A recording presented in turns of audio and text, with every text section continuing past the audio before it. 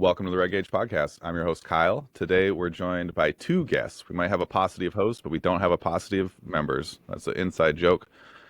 Today we're joined by Dr. Chris Tabor and Dr. Tim Suchomel, and we're going to be talking in our series of fundamentals of training, fundamental training principles. We're going to be talking about needs analysis. So we're going to look at how do we evaluate what we need to be doing in order to be successful at our sport, and what kind of general physical preparedness we need for to be successful in a sport. And I'm really excited to do it. Thank you guys so much for being here. I really appreciate you taking your time. Thanks for having us. Yeah, thanks for having us on. Yeah, Dr. Tabor was telling me that despite you guys have worked together forever, that this is going to be the first time you've been on a podcast together. So that's pretty exciting. Yeah, it's considering the volume of projects that we're working on. I think Chris and I had a call maybe last week, kind of laying out the next 2 or 3 years of projects. So, yeah, to having never done a podcast is kind of funny. Yeah, I think this is our 10th year working together. I think we started working together in 2015 or 2014, and so we haven't had a podcast in 10 years. Yeah, yeah, wild. All right. So let's get into it. So at this point in the series, we've already talked about a lot of the fundamental principles that are just general to training, and so now because this show's kind of been about coaching and sport prep, let's talk a little bit about how we do a needs analysis. What is a needs analysis, and how do we do it? So why don't we? Oh. Now I've got internet troubles. I can just edit this out, hopefully. Okay, am I back? Was my audio messed up there for a minute? Okay. It was, yeah. Okay, hopefully that's the last one that it's messed up for. That'd be great if, we just have audio issues all day. All right, so I'll just cut all that out. So today we want to talk about doing a needs analysis for our sport. So how do we go about dissecting what traits we want to develop as athletes for a specific sport? What's the first step in that process? Well, Chris. I think one thing that's often overlooked is going to watch the sport before you do anything else, because a lot of people just go into Google Scholar, look up every article associated with the sport. But sometimes you'll work with a sport that you don't know, and you may not understand the sporting culture around it and how it's done. And if you can go and watch a game, see the dynamics of the game, especially at the level that you're going to be working with, it can tell you a lot about the sport and what you actually need to do with the athletes to get them prepared. So understanding the dynamics of the game, how long it lasts, what are people doing during the game, if there's different positions, if there's different tactics, what are the coaches doing, how are they interacting, how do the athletes interact together. Getting a full scope and picture of what a competitive match looks like is really the first stop. And it's even more important if you don't know that sport. So, I mean, what if you get assigned to working with a cricket squad and you've never seen the sport before? You'd have no idea on how to prepare them. So it would be good to go to a cricket match and watch what they're doing to understand, and then look up the rules, because it's going to be something completely foreign to you. Yeah. Yeah. So I think that's wonderful advice, because even sports that we all know really well, like if you go watch soccer game, right? Like there's people who move a lot and people who move a little and people who only do short sprints and people who move up and down the field quite a bit. So like, just in games that we know pretty well, there might be pretty variable demands, just within the game. Yeah. Yeah, 100%. I think soccer is a primary example of that, with the, forwards, midfielders, and you could even break up midfielders into outsides and center mids, even the outside backs and center defenders. The keepers obviously have a different demand because they're not running up and down the pitch, but it also kind of depends on the style of the match that's being played, because the layout of the formation that the team tends to use is going to dictate kind of how they're attacking on the field, how they're defending on the field. I'm by no means am I a soccer tactician, but I could probably tell you a little bit about the demands when it comes to the actual sport, having been a fan of soccer for a while. But you can get into arguments with a lot of individuals. Is soccer a strength power sport, or is it an endurance sport? Or is it, a true hybrid sport? You could make the argument it's a true hybrid sport, but at the same time, every single decisive action in the sport is a strength power action. Hmm. So, but I always ask my undergrads, you know, the exact question: is soccer, lacrosse, etc., a strength power sport or endurance sport? And 90% of them will say endurance. And it's just because the duration of the actual match itself, but not factoring in one of the best players in the world, Leo Messi. If you watch him during a match, he's standing still, and then he's walking, and then he's standing still, and then he's in a dead sprint, doing that over and over and over again. So it's repeat sprint efforts or repeat strength power actions. So, but as Chris kind of mentioned, the different movement patterns, the tactics, and everything that are involved in the actual sport are incredibly important. And beyond, I think, just going to watch, I think actually having a conversation and an open line of communication with the actual coaching staff to understand what they value when it comes to what an athlete needs to be successful, because they're the coach for a reason. Hmm. Whether we're the strength and conditioning coach, sports scientist, we may have a general understanding, but if we don't have any experience in that sport, especially, we use cricket as an example, we're not just going to assume that these things are happening. We kind of need to ask the coach, like, what makes these players tick. Yeah. Yeah, and I think that, that coaching communication piece is super important just because of what you guys said. Like we've all played a sport where we've had, a coach who was really tactical and the rate of play might be a little slower and, the setups are a lot more, thought out. Or we played for coaches who were like super aggressive and physical and like, we're going to outrun the other team. Like they're not going to make it to the end and we are. And that's my strategy, right? And so even in the same game, you might have very different demands from a coach than another team. Yeah. Absolutely. Yeah. Okay. So we go watch the sport. We keep an open line of communication. It's amazing how often open communication comes up in a show about coaching. And then we start looking at what the actual like movement, physiology, um, psychological burden, injury rates, and stuff. So, can you guys walk us through a little bit? Like, how do we, when we're new to a sport, how do we evaluate what the movement requirements are of a sport? Yeah, so in this case, if you want to go to movement first, which is good because that's what's going to underpin what's going to allow you to win that event, that would be a biomechanical analysis. And then looking at how they move. And so that's what joints are active, what are the muscle actions found in the sport, what do these movements look like, and how many do you need to do? And the easiest way to discover all this is to just now go into the literature and start to examine what papers are published about this sport. And at this point, all the major sports are going to have some amount of literature determining what the biomechanical and physiological aspects are. And you just need to start diving in and reading those papers to determine what it is. Do you guys ever find, so this is something I noticed that I see I have a lot of frustration with when I'm like cruising the social media world and people will be posting like training schemes that they've got where um they are trying really hard to reproduce sport movements in the weight room and not always in a productive manner. Can you guys talk a little bit about the strengths and weaknesses of that kind of approach to training? Yeah, I think the common thing that we hear as strength and conditioning coaches is we need our athletes to develop sport specific strength. But what is that? Like my question to those coaches is like, describe that for me, because I need to understand kind of your mentality. It's like, well, I need them to be more, explosive, for lack of a better term, during X, Y, and Z. And it's like, okay.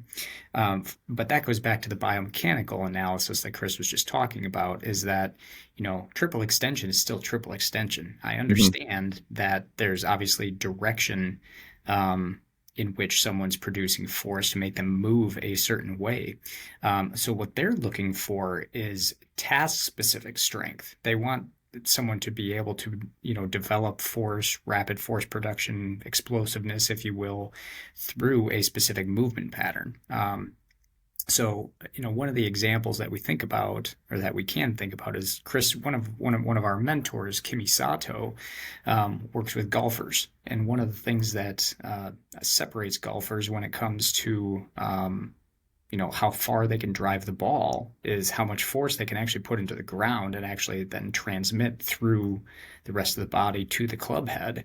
So one of the things that he actually went through and did from a prescription standpoint was actually starting to look at or prescribing mid-thigh pulls, weightlifting derivatives. Not something that you would think that you'd be able to prescribe with golfers, but if you actually watch someone hit a golf ball, they're extending at the hip, knee, and ankle, especially during their drives, where you actually see a really rapid extension through the hips. So as a result of that, what he ended up finding out is being able to perform that movement well, get stronger in that movement, it ended up translating to that actual task itself. So, I would make the argument that there's technically no such thing as sport-specific strength. There's task-specific strength. I know some people don't want to hear that, but the reality is a volleyball player who is diving has the same task as a baseball player who is diving. It may not, the end result may be different. The baseball player is trying to catch the ball or steal a base, whereas the volleyball player is trying not to let the ball hit the ground. Mm-hmm. So, but it's still the same movement pattern.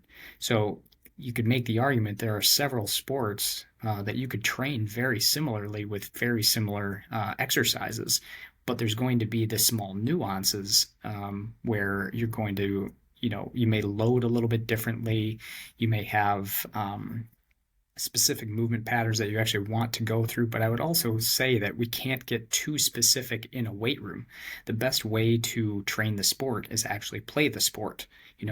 It's the same thing. It's like, well, can resistance training get you faster? Maybe. But at the same time, the way that you get faster is you have to sprint. Right. Yeah. Yeah. Yeah, and I think that there's some really great, like I've seen people, like sprints are a really good example, throwing like baseball, like throwing a baseball is a really good example, where I've seen people set up really elaborate things in the weight room to try to reproduce some portion of a throw or some portion of a sprint. And it begs the question of like, could you just sprint more? If that's the quality that you're trying to do, like, did you not do enough sprints that you have to come in the weight room now and then reproduce part of the sprint? Like, would your effort be better served by just sprinting for whatever volume you can tolerate, and then when you're in the weight room, work on those general characteristics of having more muscle and better end range strength and full range of motion strength, all those kinds of things, right?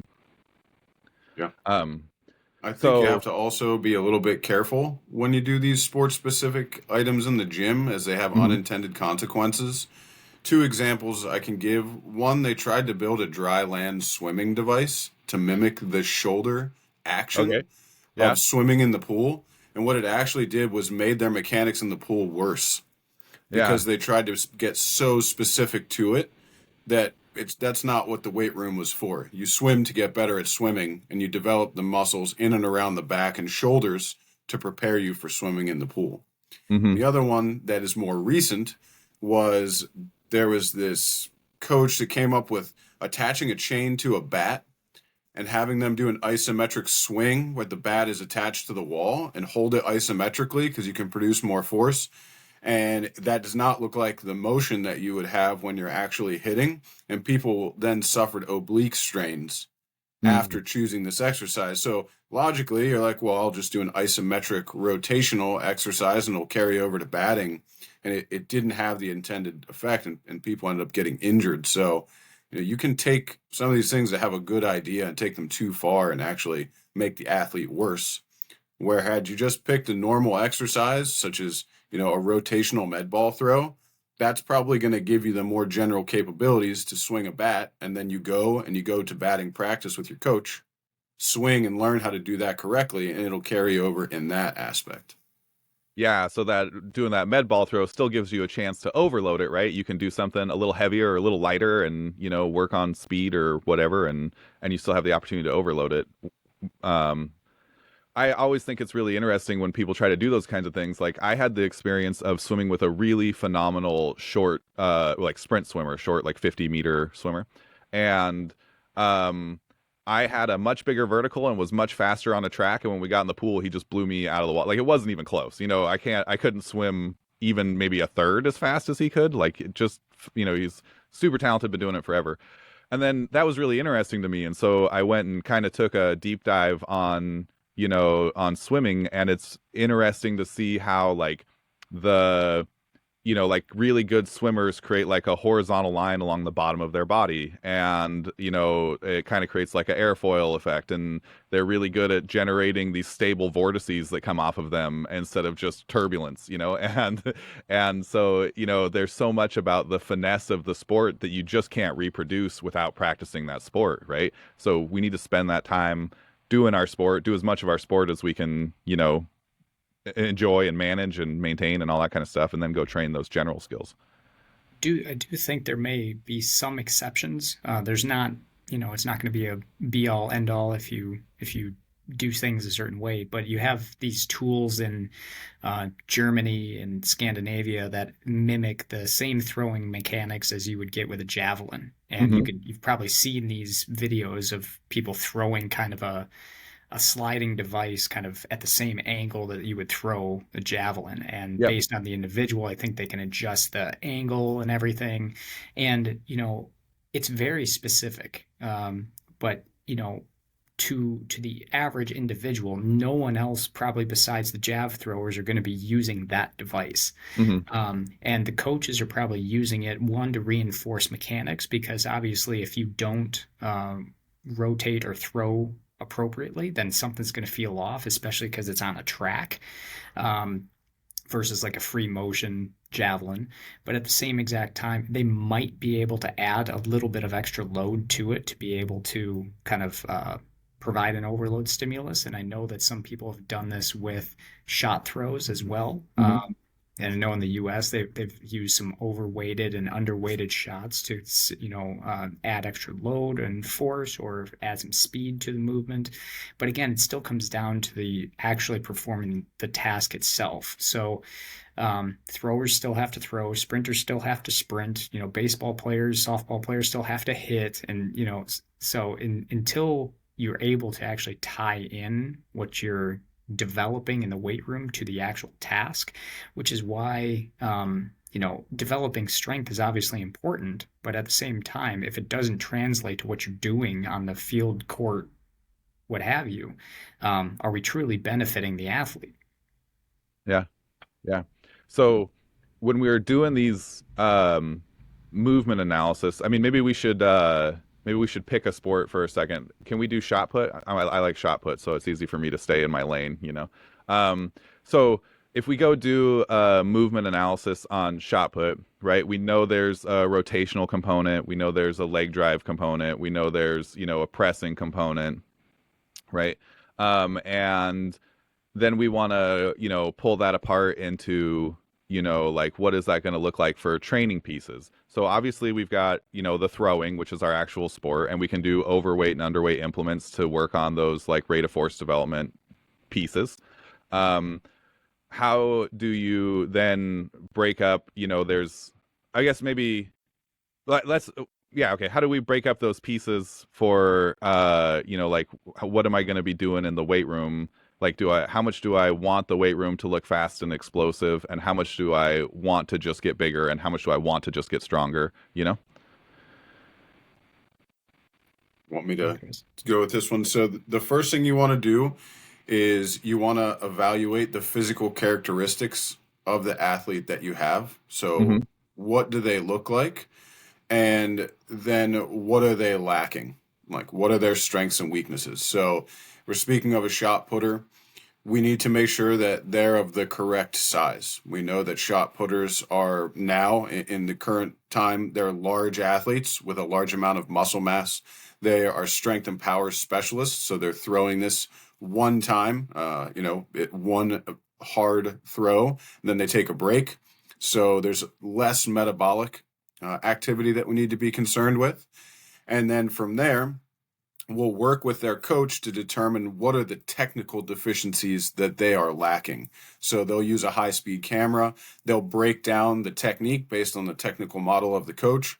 And then the coach will say, this athlete is missing X, Y, and Z. So let's say they're missing the hip drive that they need.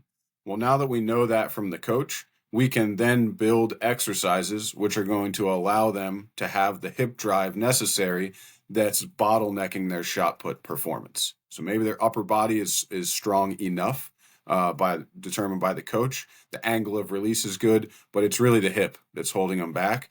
We're then going to design a workout around making the hips stronger and specifically hip extension. And so then we will pick exercises that fall into that category.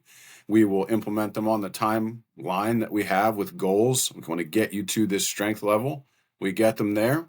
And then the coach then takes the technical model and carries over that newly developed hip extension strength and attempts to get it to translate to the throw. Yeah. Yeah, so something else I'd add is that, the coach may give you a very general characteristic is that they may be strong through the movement, but they're slow.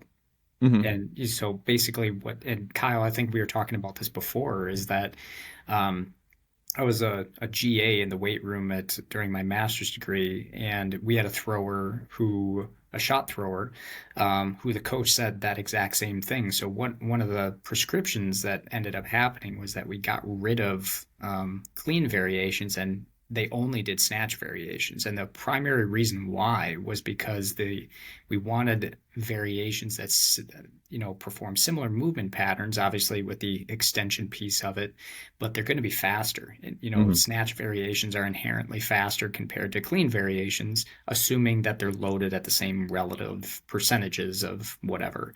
Um, but with that being said, coming back to the coach and understanding, like Chris had said, what characteristics are we trying to build? They may be technically, we'll just say, for lack of a better term, perfect. They have everything they need, but they're just slow and they grit through every single one of their throws. So they need to be faster. So from an exercise standpoint, we can start choosing things that are going to be faster, more ballistic in nature, and maybe you might be able to actually get them to do some short accelerations in terms of their sprints just to Hmm. kind of tease those type 2x fibers just a little bit more. Yeah, so I guess this is a good spot to talk about like the physiological demands of a sport, and then maybe we can come back to this example again because I got a bunch of questions that are really specific about those kinds of changes. So, how do we evaluate the physiological demands of a sport, and how do we evaluate the physiological capacity of an individual? You know? I think it comes down to again the demands and how repeat efforts are that they have. Is it a singular submaximal effort the entire time? Is it repeat maximal efforts? To determine whether it's more aerobic or anaerobic. Essentially, you're coming down to choosing a test or a series of tests that will kind of evaluate those characteristics. And oftentimes, what has become more commonplace with your field based sports and even basketball is people are doing things like the yo yo test. So, not the standard, pacer test, but the yo yo test where you actually have a brief rest period between each of the beeps. That's always, if I'm not mistaken, Chris, 10 seconds. But then you perform the same effort at the same speed multiple times. So I believe it's eight repeat efforts where it is. Um, I got to remember now. It's like 20 meters down, 20 meters back, if I'm not mistaken. But there is a change of direction component in there as well. So what you're evaluating are repeated strength power efforts with a change of direction within there as well. And anyone who's ever seen this test done at really high speed will tell you that their ability to accelerate and decelerate and change direction, it's a huge component to it, because if they hear the beep and they kind of stumble off the line, it's like, well, they're not getting this one. And obviously there's a whole criteria for missing and things like that, but if we take a long distance athlete, it doesn't make any sense for us to necessarily do that test with them because they're not performing those types of efforts. So, if I'm taking a distance athlete who's going to be doing, like a 5K, 10K, anything less than probably 2 miles really isn't going to tell you a whole lot about that individual just because they're so aerobic in nature. So being able to choose a test that is continuous, that'll give you some sort of indication of what distance they cover within a certain period of time, at a certain pace, if you will. And, I would also make the argument that just because you have a VO2 max of somebody doesn't really tell you how they perform a certain, how they go over a certain distance. Yeah, I mean, that's something I'm sure that we will have covered a lot in the specificity video, but it's always fun to take somebody who's been like a really proficient distance runner or distance swimmer or distance cyclist and have them change their expression of that endurance, because all of a sudden they're, you put them in the pool and they're sucking air after 2 laps, and it's like, well, where'd that giant VO2 max you were bragging about go?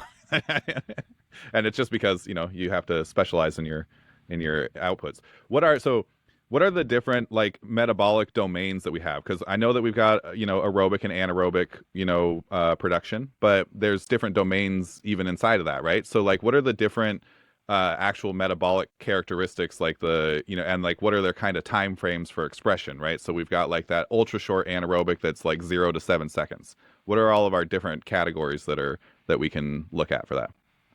Yeah, I think the easiest way to conceptualize this, which I teach to my students, is you can break each energy system down into capacity or power. And so one is going to be the pure expression of it going 100%. One is going to be a little bit longer sustained. And then you can break each category down. So you have your ATP PCR system, which is your first one. Mm-hmm. It usually is going to be 10 seconds or less, right? Okay. And then if you're talking about true maximal effort, it can be very quick. Like that's your expression of power. And Mm-hmm. that's that 7 seconds that you're talking about. Yeah. If you're going not at 100%, you will still use that system up very quickly, but then it's like around that 10-second-ish mark. You can go a little bit out past that. And then there is your ability to repeat those expressions over time, which is your capacity to use that system. So that's going to be your repeated anaerobic ability. Mm-hmm. Then we can do the same thing with the glycolytic system. There is fast and slow glycolysis, but you're looking like 30 seconds to about 2 minutes-ish, depending on the intensity that you're doing. And so that just deals with the rate at which you're going. So if you do like a true all-out push, 100% effort, you're going to be at the closer start of that time window. If you're going a little bit more sub-maximal, you're going to hold out longer. Then again, you have your repeated ability. So like something like repeated sprint ability is going to be in that glycolytic zone, and it's your ability to tolerate that over time with less drop off, so you can maintain that high speed for a longer time as possible. And then once you get out to 3 minutes, then you're getting into your aerobic mechanisms where they take over. It takes a little bit of time for that to ramp up for your energy systems to work through. So anything longer than about 3 minutes is where you're really hitting all of the aerobic characteristics, especially if you're at a slower submaximal intensity. Mm-hmm. So if we have a sport where the expression of the sport is somewhere between 10 and 30 seconds, then we're using up that whole ATP cycle and dipping into our like fast glycolytic ability, and then we have that next step of our slow glycolytic, and then we have the next step of aerobic. Yep. Yeah, I Kind of think I four. think something that's really important to note is that all of these are active all the time, Mm-hmm. generally speaking. The contribution is going to be different though. Um, if you granted, if you take your 100-meter sprinters or when they're doing indoor with 60s and things like that, they may be almost exclusively that ATP PCR system, but just know that the glycolytic system and oxidative system they're not doing nothing, because it's kind of like the actual definition of anaerobic means without oxygen, but Mm-hmm. obviously we're breathing, so there's oxygen being consumed, but is it actually contributing to the energy production that we need for that specific task is the big question. To go along with what Chris was saying, I usually start to separate the type of event that the type of individual would be in. So with your short distance sprinting, if you're talking track and field, once you start to dip into the later ranges of ATP PCR and then the early stages of fast glycolysis, you're getting your 200, 400, even into your 800s for individuals. What's really interesting though is if you get individuals who don't have the same buffering capacity, who don't have that ability to sustain that anaerobic activity for that period of time, is you can visually see when they start to shift from the glycolytic system into the more oxidative system. They get to that 300, 350, and, it's like they're trying, but they can't go. And their body mechanics start to get all over the place. It's because the rate at which they're using energy cannot be sustained by the energy system that is being predominantly used at that period of time. Now, we've figured that. I'm not going to say we figured that out, but if you watch 400-meter runners now, even the 400 hurdlers, like Sydney McLaughlin-Maroney is crazy. Like I can't figure out any of that because anytime she runs a 400 or runs a 400 hurdles, like it doesn't even look like she's tired. Yeah. you know, she may squat down, she may sit down, whatever afterwards, and I'm sure she is tired, but she's able to maintain a lot of the speed that she has throughout the entire race. And if you look at the world record times for 400 men, 400 women, it is fast. I mean, it's even if you look at the world record for the 800, world record for the 800 is a minute 40. Yeah. It's, Yeah. it's Well under crazy. that maximum threshold, right? Yeah. Well, and it goes back to the argument again, and this is an undergraduate question: is can you exercise at greater than 100% VO2 max? And some undergrads would be like, no, you're going to explode. And it's like, okay, when we do a sprint, are you are you only at your VO2 max? Or like when you did your VO2 max test, were you sprinting? And they're like, no. And I'm like, light bulb? Uh-huh. Yeah. Because obviously when we say 100% VO2 max, that is the maximum rate we can, produce energy and consume energy aerobically. But obviously we can move faster than that, which is where the anaerobic systems start to kick in a little bit more. Yeah. So you can almost think of that anaerobic capacity as like a battery bank for when you've exceeded your oxygen, capacity. Do we have any idea? I mean, this might be like a highly individual thing, but this is kind of outside. I've always been a strength power guy, so how much oxygen I use has never really been a big concern as long as I can make it through my 15-minute morning bicycle ride. Um, Your five which is reps. yeah, yeah, right, yeah. Uh, do we have some idea? Like, I have some idea of how much stronger I can make somebody. But I don't. What do we have some idea for like how much that capacity can change in an individual? Like, if you have somebody who we're not going to talk about people who are like extremely sedentary, like they just woke up out of a coma, right? Because then their improvement might be 1 billion% or whatever. But like, if you just have a normal, healthy, active person who hasn't done really specific training for it in a large quantity, do we know how much we can improve that battery? Yeah, there's a study. I think it's the Heritage study where they looked at VO2 max, and it's just like strength. There's a huge population variation. Some people got like 5% better, and then some people got like up to 60% better on their VO2 max as determined by their genetics. So there's a huge range of how much you can improve those characteristics. So everybody can get better, and it just really is determined by what was given to you is the amount that you can improve. And it's also important to know that it's specific to the task at hand. So the VO2 max, while in general carries over, if you test on different modes, it may not be reflected in the exact same way. So if you Hmm. have a VO2 max on a bike versus a run, they may be different because you're not efficient at biking Yeah. as opposed to running. But yeah, I think if I look back, they had the graph where they show like the funnel plot of everybody going up, and some person did this intervention, they only got 5% better, which would be terrible.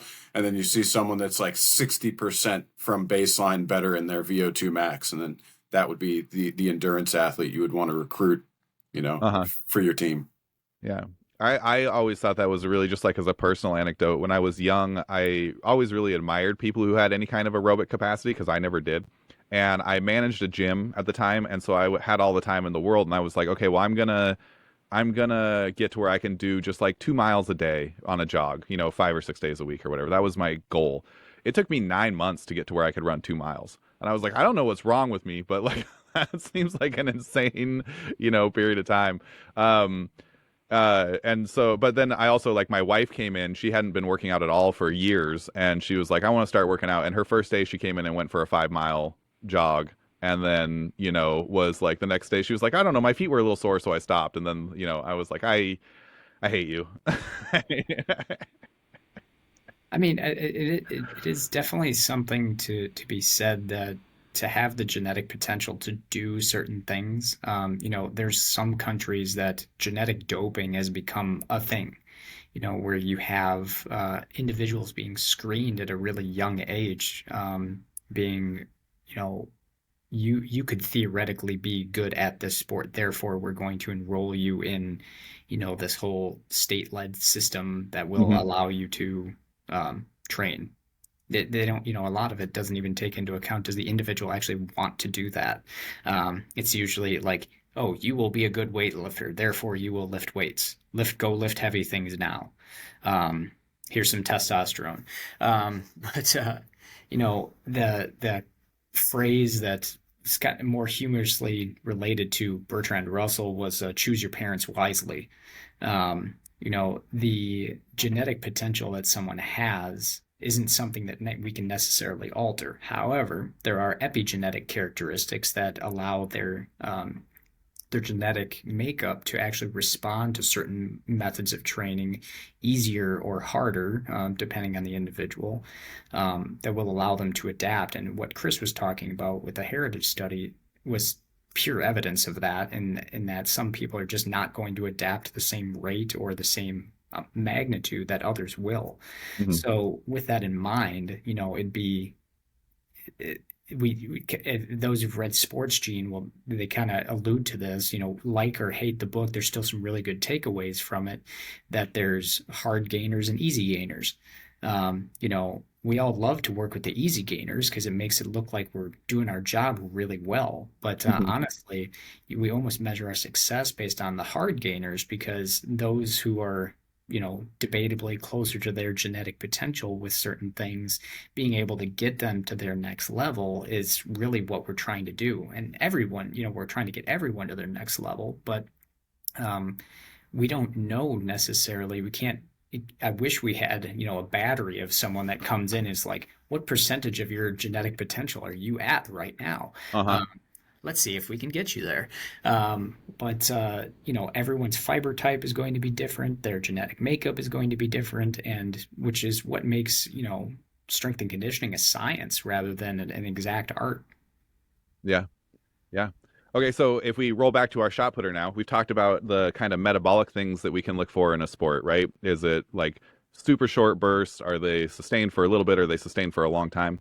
So we go back to our shot putter, obviously not sustained for a long time. Um, is it still valuable for our power, like our kind of pure strength power athletes? Is it still valuable for them to make improvements, even if it's just like kind of the low hanging fruit of going for a 15-minute walk every day, in terms of their aerobic capacity? Is that still useful for us as athletes? Yeah. So your ability to recover from workouts is going to be uh, better served by having some aerobic base. So there is a minimum threshold for every athlete where if your VO2 max is not at this level, you may not be able to recover in between your workouts as readily. What that is dependent on the sport. So the VO2 max necessary for a shot putter is going to be completely different than the VO2 max necessary for a soccer player. However, if your VO2 max is so low as a shot putter that your workout on Monday, you're not fully recovered for your next workout on Tuesday, you're going to need to get that VO2 max up to an agreeable level. It's just done through a different way. So your general physical preparation as a shot putter is going to be your ability to sustain and tolerate high volumes of resistance training. So you're going to cater your general physical prep to be able to withstand those demands and bring your VO2 max up with those special methods. So Tim already talked about very short sprints. Those are great for shot putters because it activates the nervous system really quickly. It has a little bit to do with calcium release within the muscle, but also those very short sprints can be enough of a stimulus to get their VO2 max to that agreeable level, allowing them to recover more. And so some athletes, this could be weightlifters or even power lifters, if their VO2 max is so low that they might actually be hampering how much volume they can do in the gym simply because they're not able to restore and recover in between the workouts as well. So this we'll talk about this more when we get to the periodization episodes, but is it wise to like say you discover that about yourself as an athlete and you're in season, you're maybe even near the end of your season, like you're 3 weeks out from like a state competition or a national competition or whatever district thing. Is it a good time to make those changes right then, or should that be something where like you're going to work really hard on that in your post-season or off-season time so that your next year you can come in with those adaptations? Like, does there a time that it makes more sense to work on that than not work on that? I mean, it's something that should be ingrained in your program for long term. So, trying to introduce something brand new during I'll make this up, but peaking is probably not going to really give you a huge benefit. In fact, it may actually hamper the training stimulus that you're actually trying to give the individual at the time. You know, by the time we're peaking, everything should be down to, I'm not going to say one number, but you're trying to get someone to a specific point, and as a result of that, you're not trying to introduce anything new that's going to hurt the individual, add extra fatigue. You're trying to decrease the amount of fatigue and increase recovery. It's kind of it's funny with some peaking programs is that they may come in and they may be there for about 10 minutes. Their warm up may actually take longer than their actual training session because you just get in, get out. Uh-huh. We just need to give you this short stimulus, go recover, and then we're going to perform. But something like this, where you're trying to ingrain it long term, is probably going to start your postseason, your off season, so that it can be a part of the program long term. Yeah, so if you're an athlete and you're in sport right now and you're watching this series and you're like, hey, I should be doing all these things, in season might not be the time to make all those changes, right? No. Yeah, just keep your fitness through your season, and then hopefully you can peak for a big event or whatever, and then when your postseason comes along, it's time to start making those changes. Yeah, cool. Okay, so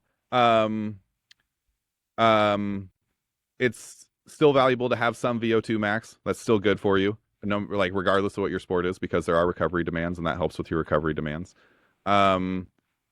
And shot putter, we kind of already talked about it. Shot putter could pretty well be served by, we're really deep in that like ATP energy production cycle. So they're served really well by short sprints, plyometrics, loaded stuff for developing those kinds of energy systems that come along with the event that they're doing.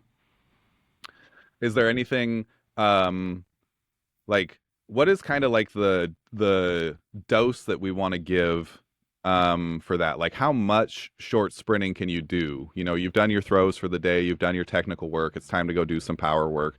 Like what kind of volumes can we expect, like in terms of a minimum effective dose and a maximum recoverable dose, if I'm stealing some Mike Israetel terminology?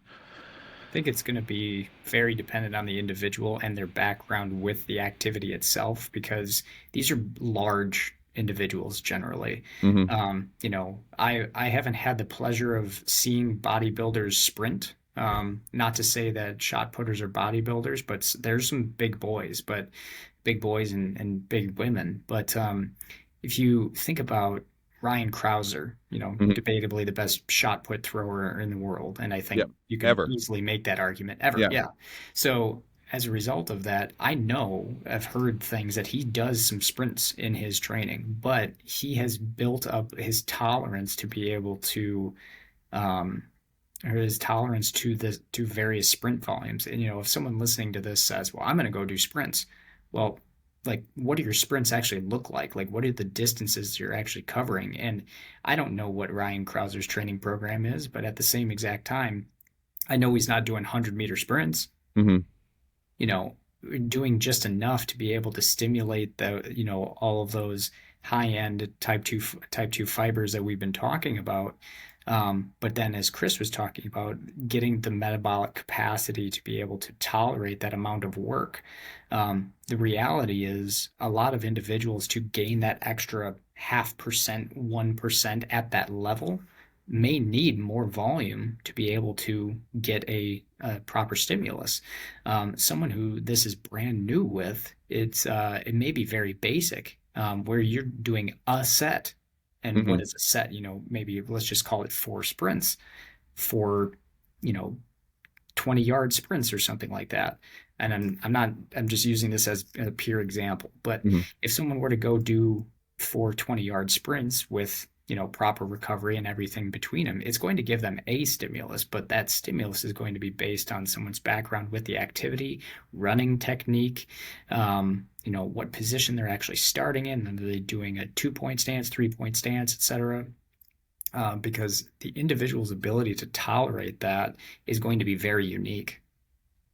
Is there a good so I noticed I when I was almost a very good power athlete. I had a really major injury and it ended my power career, my sport career. But one of the things that I thought was really interesting when I started was that I could not tolerate the same sprinting volumes as like they would prescribe for a team. So, we have our team sprinting days and it would maybe be like 8 sprints. It wasn't even a huge amount.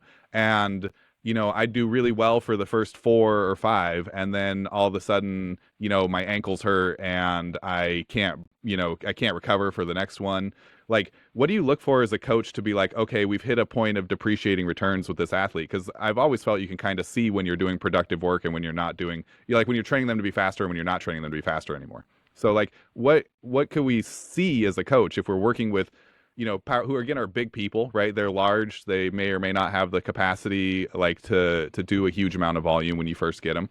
So, are there things that we can just look at or time or to measure when we've put them through enough work and it's time to move on to our next task? Yeah, you're going to want to set the distance for them at an appropriate distance, which is ideally going to start short, and then Hmm. you're going to get out to an appreciable distance for who were so with a shot putter. I mean, you're not really going to be sprinting more than like 10 or 20 meters. It's just not necessary for them to keep going past that point. It's about getting up to speed as quickly as you can and then, coming and recovering. They have a lot of body mass, and so you have to be careful of, hamstrings, the ankle complex, all of those.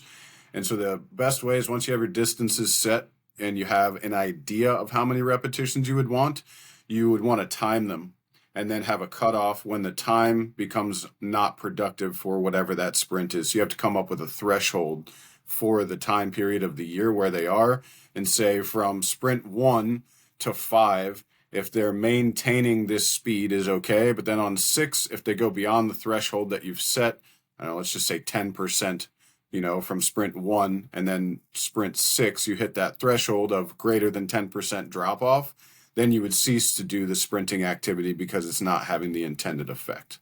So that Hmm. would be an example of a way that you could do it, without giving a specific prescription. But, you have your first sprint of the day that you've built up to. That's your anchor sprint for the speed. And then you'll time them. And at a certain point, they're going to begin slowing down. And then once you're beyond where you believe it's being productive, you just call it a day. Yeah, yeah. Quality That's work is always going to be better than quantity of work. I'm not going to say that we're tracking specific speeds with these individuals. Obviously that'd be great, but at the same exact time, we're looking for quality efforts to make sure that they're giving maximal effort if it's a true sprint. Um, because these individuals, especially if they were longer sprints, they're going to pace, and Hmm. we don't want them to pace, which is why the distances tend to be a lot shorter. Give me 10 yards, give me 20 yards, max effort, show me every single time. But these individuals, because they're not historically sprinters, you're going to see breakdowns in technique very quickly. They're not going to drive out. They're going to stand straight up on that first step when they start to get tired, because these aren't positions that they're used to producing force in. But again, being able to provide them with a unique stimulus like this is going to be beneficial. So so when it comes to like talking about that idea of kind of training to failure, so we can call that, bigger than 10% decrement in performance a failure, or we could call maybe the technical breakdown failure, right? When do Is there one that we should be prioritizing? Like when they get to the point where they just stand straight up and start running, like if they can still maintain that 10%, do we keep going? Or like what is it that we look at for, like, is technical failure a good time to stop even if they can still, grind through the work, or do we go for the work?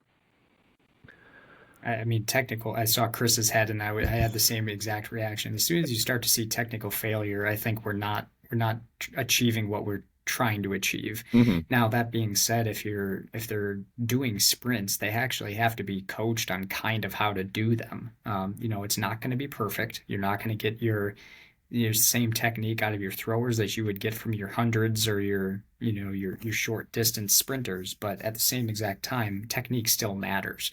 It's kind of like if we're chasing a velocity in the weight room. If we're only looking at a number but we're not looking at their technique, that's a problem. Hmm. Because the body's going to figure out a way to achieve the speed that you want, but we may actually be doing more harm than good sometimes. Um, yeah. Okay. So, the last kind of like domain. So we talked about like the types of movements that they're doing. I guess there's maybe more criteria in that we didn't talk about, like the rate of force development, the direction, all those kinds of things. The weight room, people trying to use the weight room for sports notoriously generates things where people are like moving a weight, not against gravity, but perpendicular or parallel, like to the direction that we want to do. Like we know that we want to load things so that we're actually doing work when we're moving and stuff like that. But we talked a little bit about movement, a little bit about physiology. Can we talk a little bit about how we can evaluate for, like, what are the risks of a sport, like what are the common injuries and stuff like that, because that is an important thing to think about when we're programming for people.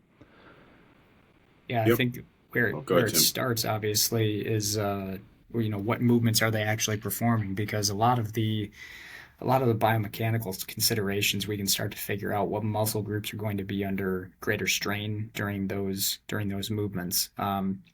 Obviously, if we continue with our example of shot put, like if your throwing wrist is injured, that's going to be a problem. Hmm. That being said, if we know that the wrist is injured, this goes back to what exercises can I still do that can give them a proper training stimulus through various movement patterns. I'm just going to give an example of catching weightlifting movements versus not catching weightlifting movements. You can still get a pretty good stimulus. But from an injury standpoint, this also goes back to the original analysis of talking with the coach. Like, historically, what have you seen for injuries, especially if you're unfamiliar with the sport? Um, but again, watching the movements, you can usually figure out by watching them in practice, talking with the coaches to figure out, and even if you have the relationship with the sports medicine staff, talking with the head athletic trainer, and not to say that you have your team doctor or whatever chime in on this, but it's talking with them to see, historically, like what have you seen with these individuals? Because that actually makes a pretty big difference in terms of things that we can and cannot prescribe in the weight room for their training. Yeah. Yeah. Yeah, and then, going to our, like you mentioned, wrist injuries, hand injuries are probably like the biggest thing for shot put. It's not super, risky and a lot of other things. Sometimes elbow things will flare up and shoulder things, but usually it's hands and wrists. And it can be pretty easy to look at that data and be like, okay, well, injury happens when demand exceeds capacity, right? So there's ways for us to dial back whatever that demand is, right? Reese Hoffa, who was a super successful shot putter, was famous for throwing underweight implements almost exclusively. Like he rarely threw a 16, which is the competition weight, or a heavier shot put because he just didn't tolerate it well. And, still was a bronze medalist at the Olympics. And so, um, when you look at those injury rates, that's another part of that conversation with coaches, right? Is we can say like, hey, we notice this is an issue. Like, what are we doing to mitigate this as a whole staff, right? How do we wrap around the productivity on this? Yeah, there's a pretty much every sport now, they publish case reports on what the injury rates per unit time are. So you Hmm. can look those up and then they will show you what the injury is for each sport and how often they occur. So that would be the first thing to look at. It's also important to break down contact versus non-contact injuries. You can't prevent all injuries, but there's a case where if you run into another person, you can't prepare for a contact injury. So if you get injured that way, it's not necessarily preventable, right? Someone hits your leg at an odd angle and you tear your ACL. That's not really on the strength coach, but the ones that you can modify are the ones that you want to try and adjust. So those would be like soft tissue injuries. So you want to know how often they occur, what areas are most frequently injured, and then from speaking with your athletic trainer, you want to know the historical perspective of your team and your coach of how frequent they occur. Are they happening more or less than the published literature? And you can look at it based on hours played and performed and how many you have per year. And then you would adjust the programming depending on that. So if you're less than how many you've gotten, okay, you're doing a pretty good job of preventing that specific injury. Oh no, we I lost was, I Chris. was, I was starting to wonder. It sounded like he was going to make a really good point there.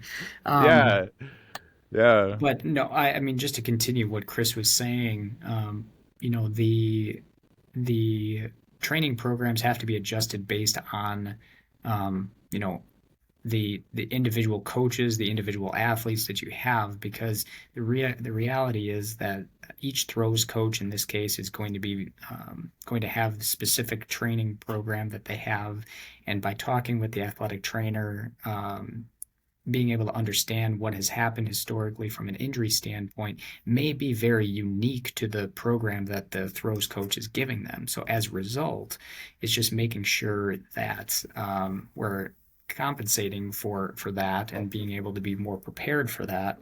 And I hope I was making the point that Chris was getting to when it came to the training program before he got kicked off. Hmm. Um, so, Chris, I know you missed it, but Tim just tried to pick up where you're at with making adjustments in the program based on injury rate. Um, do you guys ever like? Have you ever, let's say that you are working with a track coach and he's like, my team has zero injuries. Do you ever think about that and think like, we need to increase your training volume? like, is there ever like, because a really high performance, you're kind of always flirting with, what the capacity of the body is. So is that something that ever crosses your mind when you talk to somebody?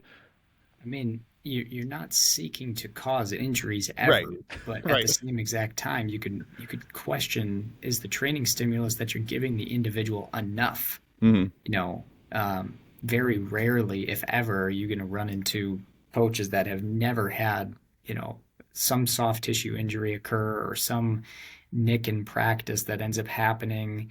It just happens. I mean, people get injured walking around a weight room. Hmm.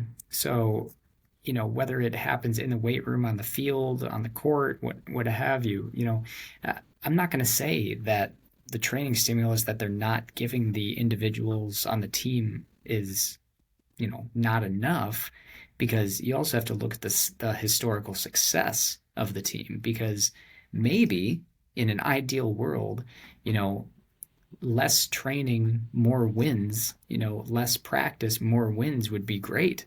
Hmm. And actually, a colleague of Chris and I at ETSU, Matt Sams, actually was able to show that we can decrease injury rate, decrease um, training volume, and actually increase wins in Yeah. a D1 soccer team. So but this is, over the course of multiple years of implementing small things here and there. But yeah, if a coach says, we don't have any injuries, I'm like, great, that's awesome. So what are we doing? So in that case, what are we doing well that we can continue to do well and even do better at that time? Now, if they say, well, we don't need any help, I'd be like, okay. So, but again, you're never going to say, or a coach is never going to say, we are perfect the way that we are. We don't need to get any better. Go away. Hmm. Like generally speaking, there's always going to be some room for improvement, and that there's going to be something that they can do better. Yeah. Okay. And so, kind of the last domain that I guess I got questions about is how much as like training staff do we think about the strength and conditioning coaches, do we think about like the psychological burden of the event, like and having those conversations and preparing athletes for the difficulty psychologically. Like we always had a lot of luck recruiting kids for powerlifting because we're like, on a competition day, you go hang out with your friend all day and eat snacks, and they're like, yeah, that sounds rad, and so it's pretty psychologically, it's not that demanding. It is scary to get under heavy weights and stuff, so like there are those moments of like intensity that you have to prepare for and practice and have guidance and stuff. But how much, as a strength and conditioning coach, how much is the our purview, our responsibility? How much should we invest ourselves in what the psychological demands of the sport are? Yeah, I think this is under our purview, not to stage a psychological intervention, but we Right. do want to get a gauge on how they're responding to the training. And often, one of the first ways that you can tell that you're overstressing someone is by their mood and sleep changes. And this is something that they can report to you from a really quick questionnaire. So you use these questionnaires and someone's pretty stable, and then you either increase training load or school becomes very stressful. It's a chaotic time of the year, and their mood disturbances start to change, their recovery levels drop, and then they have sleep disturbances. That's when you would want to have a conversation with them about what's going on and possibly stage some additional recovery for that athlete. So by having a stable baseline and knowing what that looks like, it can help. And sometimes there are things happening that are outside stressors that you need to get a handle on. So somebody's fighting with their boyfriend or girlfriend, one of their parents gets sick, they're having trouble, financially in school, and that's causing those stressful situations. And then you can have a conversation with them and help them in that regard. So, all right, what do we need to do different in training or practice? Do we need to give you less volume to allow you to recover? And that's where psychological support from a strength coach or a sports scientist can come in, is knowing when things are trending down and finding out why they are trending down. Hmm. I also, it's trying to meet the athlete where they are and where they need to be. You mentioned powerlifting. Powerlifting, as no one, I shouldn't say no one, but there, generally speaking, there's a high energy in the room. Everyone's going to be behind the individual to lift a heavier weight. Hmm. Um, and you generally have to amp yourself up to a certain standpoint. I know, just personal anecdote. I just PR'd my squat maybe about a month or so ago. Attaboy. But yeah, it's right. But at the same time, I watched the video of it afterwards, and I, remember the routine that I had. Like the video that I posted was 30 seconds, but I know what was happening the 30 seconds before that. Hmm. Um, but and of course, the thing afterwards, after you watch the video, you're like, God, I could have done more. But after you watch the video and you're already sitting down, the adrenaline's starting to kind of subside a little bit, and you're like, I don't know if I can actually get myself to go to that place another time and get Yeah. myself to that same level, because when you step under the bar and your main goal is just to destroy this weight, and move it as quickly as possible despite it being really heavy. Um, you know, there's a certain mentality you have to have. Now, with that being said, I at one point was working with football players and divers. at the same institution, same exact time, I can't coach divers the same way that I coach football players. The period, end of story. I'm going to use the example of, everyone knows the example of Scott Cochran. It's like if you had that style of coaching where you're a yeller, and honestly, some of the football programs that I've seen, it's very rah, like you have to, Hmm. you're yelling at the individual. It's like, come on, let's go. If I tried to do that to someone who's diving, where generally speaking, when they are competing, it is silent. It's like dead quiet. No one's yelling and whatnot at them. It's not like you factor in crowd noise or anything like that during practice. But with all that being said, getting them to the mental spot in training. That now keep that in mind. When the divers trained, it wasn't quiet in the room, but you're coaching them differently. You're giving them cues differently. Um, you know, they may be more methodical when it comes to the thinking of it, of how to actually perform the movement. So you almost have to, for them to succeed with the exercise, you almost have to get them away from that a little bit, because Hmm. the more we think about performing an exercise, the more mechanical it looks, the more or less flow of the actual movement. So you almost have to say, okay, what do you think about when you're diving versus what are you thinking about with this exercise? So again, it's meeting the individual like where they are to help them kind of get in that right mental state, but also not adding in additional complexity when there doesn't need to be. Yeah. Yeah, and the cognitive demands are obviously very different from sport to sport to sport, right? Like if you're, a distance runner, you've got a long time. We had Lana Carstens on, who is the NAI women's marathon champion, and I asked her like, "What's your playlist when you run?" And she's like, "I just go raw, man. I don't listen to any music. I just go out there and live with myself for my, what could be 2 hours and change of suffering, right?"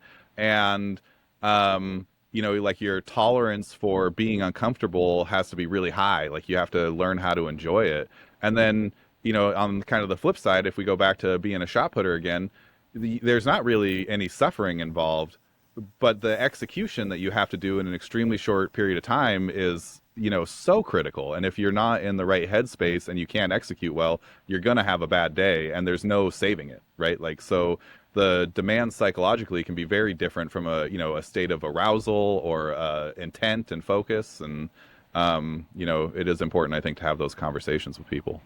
So. Well, I know Chris used the example of, an individual having an argument with their boyfriend, girlfriend, whatever. I've had a situation where I've had an athlete come in and they just broke up with their boyfriend. So, and I could, in knowing the individual, getting to develop the relationship with the individual, you can understand when something's off, even if they don't tell you. So I think that is also the art of coaching as well, as being able to understand your athletes in terms of their mannerisms and things like that. To go to Brett Bartholomew's conscious coaching and understanding like the athlete archetypes and how they're going to respond to certain things, because the reality is, I've had individuals come in fight with their boyfriend girlfriend, and I knew with one person that it was going to be a terrible day. I knew with another person it was going to be a really good day because they wanted to rip their significant other's head off. No, dead serious, but it's so unique to the individual that we can't automatically assume that they're going to respond one way, because everyone's going to be unique. Mhm. Okay, so let's go back because I think we have pretty much talked about. Is there anything, I guess, before we go back and kind of summarize like what we can look for in each one of these categories, is there anything in the needs analysis world that we just can't know? Like we had Dr. Tabor on at one point, and he talked about how our ability to discuss training your fascia is really limited because it's hard to measure. Like it's the changes would be small, and the tools we have aren't that precise and all that kind of stuff, right? There might be secondary or tertiary markers we can look for, but it's a really difficult window to look through. So are there things that like right now we can't do in terms of a needs analysis, or we're really excited about the future of research in terms of needs analysis that people should be keeping their eyes open for? Is there anything I you guys mean, can think of off the top of your heads? I would say one thing is, from a needs analysis is ideally we'd be able to get a genetic makeup of every single person, but it's Hmm. not realistic. I also don't know if that would be ethically appropriate to be able to do either. So there are tools um, that we can figure out kind of the needs of an individual. There's a lot of individuals in research that are trying to profile individuals a certain way. But I think the biggest takeaway with a lot of the profiling that's going out there is that we're trying to get things down to one number to Hmm. say, go do this or go do this, and therefore you will be better. It's not that simple. Force velocity profiling, dynamic strength index, eccentric utilization ratio, like all of these different tools that we have to identify whether someone needs X or Y or A or B. It's not always going to be a one off. Yeah. We did a study on dynamic strength index where we ranked people in terms of percentile based on their score. And we took two individuals with a really low score, two individuals with a really high score. And based on the general recommendations of dynamic strength index, these individuals should be trained the same way. The reality is, when you actually go through and look at their performances, one particular individual was an All American. Another individual who had the same score didn't play. Yeah. So as a result of that, it's not chasing a number. It is chasing success within the actual sport. Because I'm just going to not make this up, but the reality is the All-American, their profile is what we would consider quote unquote optimal. So we're trying to chase kind of both ends of, do they need strength? Do they need more velocity or whatever we want to say? If they're already at that level, then we're going to give them both, and maybe in different doses at different times. But again, we're not going to blindly follow a number to say, oh, magically this person's going to get better because this ratio says train this way. Hmm. The reality is, a lot of times we have to look at the broader picture over a spectrum of tests. The other thing that I'd mention is each individual sport, and I know that we kind of talked about this with a needs analysis, is there's different strength characteristics that the individuals need. Lachlan James put together a really nice paper in 2023 that looked at the strength domains. So it's like, do they need isometric strength, reactive strength, heavy dynamic strength, explosive strength? Do they need, fast dynamic strength? These are all different things that relate to specific tasks. And I know Kyle, we talked about kind of this idea of task-specific strength earlier in this talk, but previously as well. It comes down to, are they able to execute those tasks better than they did before based on the characteristics that they have and the characteristics that they need? Hmm. Yeah. Chris, do you have any other things that you're real excited about, like the future of the field? Yeah, I think previously uh, tactical analysis was done via watching game film and then seeing the strengths and weaknesses of the teams that you had up and coming. With the newer technology of motion capture and motion analysis, and then pairing that with machine learning and pattern recognition, it's going to add additional layers on for tactical abilities that coaches can harness. And so it's already being used. In baseball, they have their pitch count. They can catch how the pitches are thrown. So that's been Hmm. revolutionary for pitchers. In the NFL, they have all the cameras hooked up, so they're getting all these views from different angles. And now in soccer, they have the stadiums rigged up with cameras. So by using artificial intelligence and then using pattern recognition and computer vision, I think it's going to begin giving you information on the best way to structure different ways to do your offense and defense. And that's going to be bringing in a whole layer of data science in so that these coaches can really harness those abilities. Yeah. Yeah. As somebody who teaches statistics, I'm excited about that. I look forward to playing with those kinds of toys. Yep. Okay, so let's go back and do a quick summary on needs analysis. So the first thing we're going to look at is movement, and we got a few qualities in there that we're looking for, like the type of strength. Tim just gave us a nice list of like types of efforts and resources where people can go to learn more about that. We're going to look for like directionality, right? Like where is this going? What the rate of force development is. Am I missing anything in terms of our quality of movement that we're looking at? Yeah, you want to rank all of your physical abilities from most Mm-hmm. important to least important. You Okay. then want to figure out within those the biomechanical aspects that you mentioned. So Yep. then you have your metabolic specificity, what energy Yep. That's the systems, physiology. Yep. and then you have your injury analysis. So basically, Yep. those are going to be your major pillars of your needs analysis as a Yep. starting point. Keep an eye on the psychology of your team, the Yep, demands of the players, and correct. communicate with the coach, with the rest of your team about what you're doing, right? Exactly. And what they need. One of the things that I really love about the growth of the strength and conditioning world is when you go out and you just watch, like, a coach who isn't a strength and conditioning specialist, they have the kids doing work. The work isn't always meaningful. I mean, it's good for kids to do hard stuff and everything. Like, it's not like it's bad form or anything, but it's not always what would benefit them the most in the sport. But by like growing this field and having it so that they can offload some of that, then coaches get to spend more time just focusing on the sport, right? Like we get to play and practice and drill the things that we know that are important for our ability to be successful at this task, and then we can offload that conditioning work and stuff to somebody who's a specialist in it, and we can maximize our gains and maximize our athlete time. And I'm really excited about it. All right. I think we did it. Yeah. All right. Thank you guys so much for being here for the needs analysis episode for our fundamental principles. And I really appreciate you coming in. And we'll see you guys for some more in the future. Thanks. Good. Thank All you. right. Boop.